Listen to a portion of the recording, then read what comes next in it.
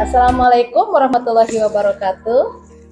Bertemu kembali dengan saya Rika Mulyani Muhtar, calon guru penggerak dari SMP Negeri 8 Purwakarta Angkatan 11.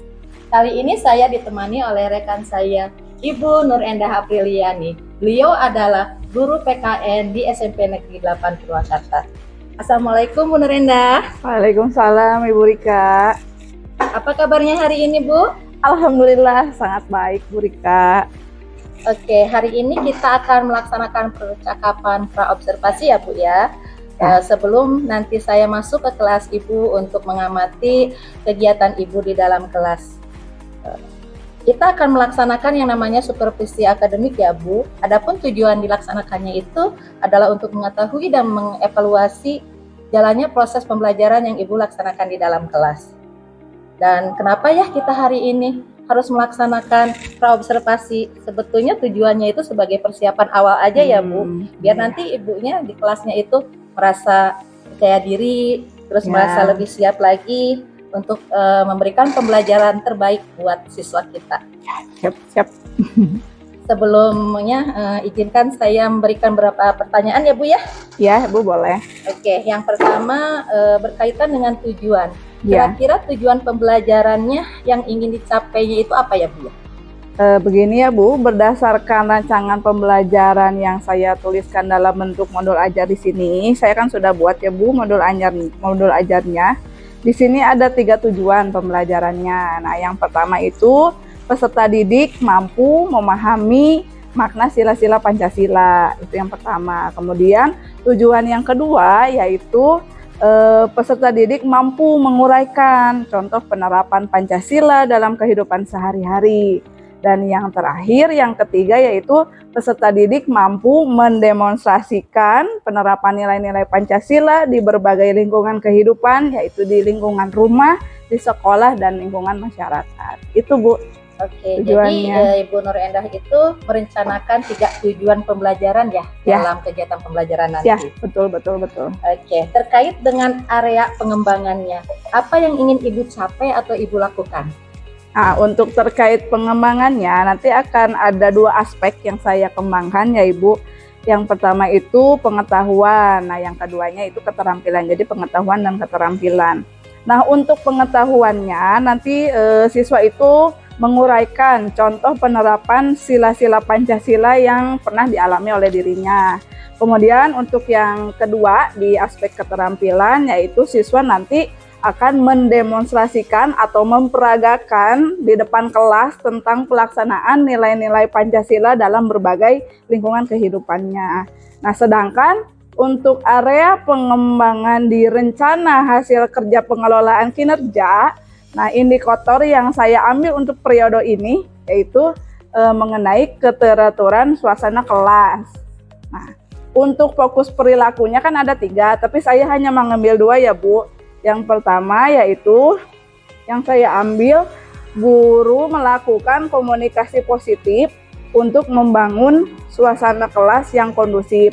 Nah, ini bisa dilakukan dengan memanggil murid dengan memanggil namanya agar suasana akrab di antara kita terjalin gitu ya Ibu.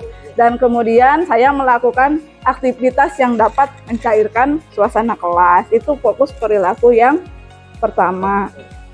Sedangkan fokus perilaku yang kedua yaitu guru membuat dan mengingatkan aturan atau kesepakatan kelas. Nah, di sini guru mengajak murid untuk membuat aturan atau kesepakatan kelas di awal pembelajaran yang disetujui oleh semua murid.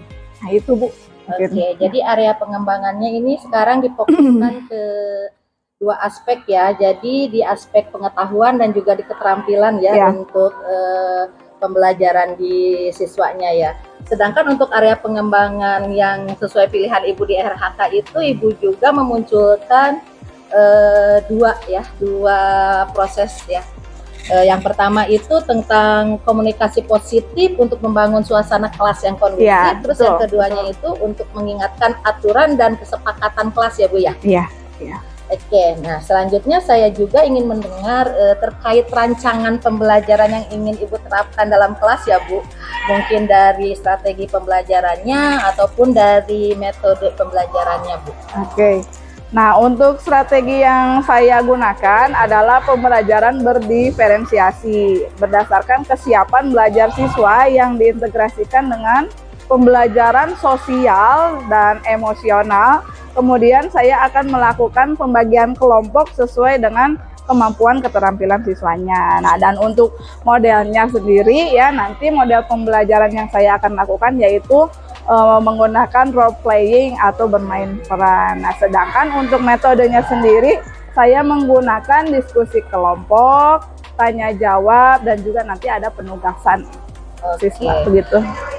Jadi dari yang Ibu uraikan, Ibu itu akan menerapkan di dalam kelas itu menggunakan strategi pembelajaran berdiferensiasi yang diintegrasikan dengan PSE ya Bu, pembelajaran sosial emosional, menggunakan model pembelajaran role playing atau bermain peran, dan juga metodenya itu diskusi kelompok, tanya jawab, dan kemudian penugasan ya Bu ya. Betul sekali. Nah, sekarang terkait dengan media pembelajarannya nih Bu Nurenda nih.